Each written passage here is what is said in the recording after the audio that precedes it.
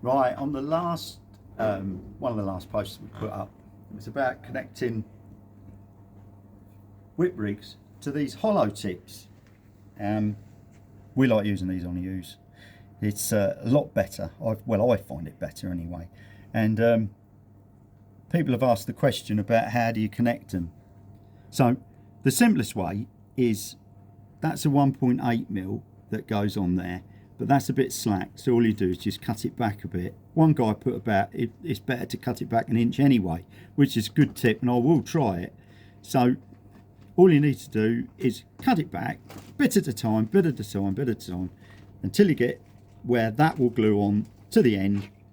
And if you imagine I've done that, that clips on the end, that little cleat shuts and traps your line. So that's the easiest way of doing it, really. And my gaffer, that's the way he does it.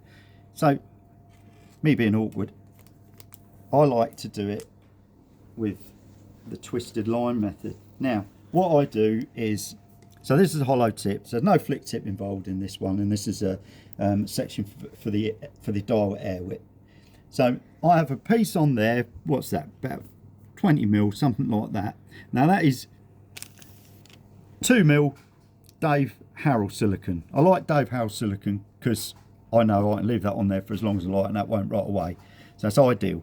So the next thing I do, and I hope you can see this, is I have a loop in the end of my rig, and each one of my rigs has these two pieces of rubber on. Now, again, that's the 2 mil rubber Dave Harrell silicone, and this is the 1.5.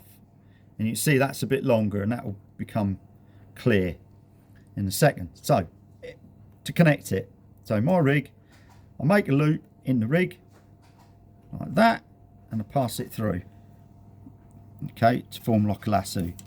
And what I do then is I go behind that piece of rubber and pull that tight behind it. So that's jammed behind that piece of rubber on that pole, right? So that's pushed down there.